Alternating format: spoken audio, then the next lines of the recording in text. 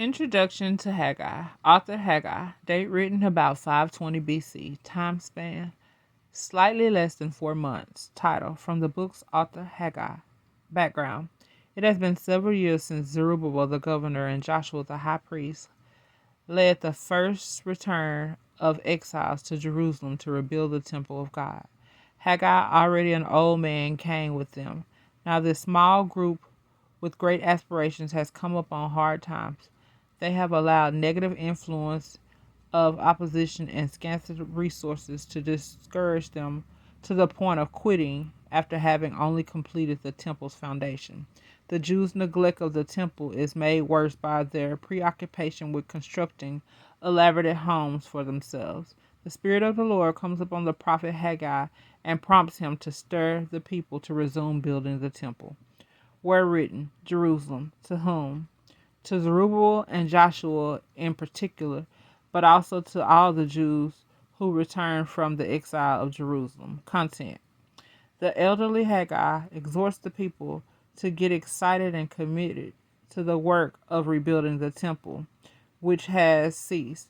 The best way possible for Haggai to do this is to give them a glimpse of what they have lost. That blessing comes to those who put God first in their lives, and the vision of God's glory filling the new temple when it is completed. But even his message of hope is not lacking a rebuke and judgment of the people for their sins. Zerubbabel and Joshua are commissioned to let the Lord's presence guide their leadership of the people. Finally, the establishment of God's eternal kingdom is foretold, where Zerubbabel will be honored for his part in helping complete the temple. Key words: consider your ways and glory. Before the reconstruction of the temple can be completed, first the hearts of the people need to be renewed. As the Lord tells them, consider your ways. Haggai 1 and 7. Haggai encourages the people to seek proper priorities which will result in God's glory filling the new temple. Haggai 2 and 7.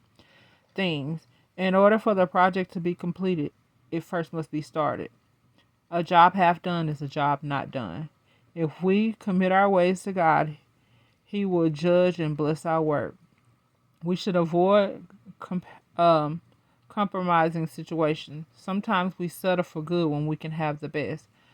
Prosperity and other standards of success hold no lasting contentment when we place our concerns ahead of God's.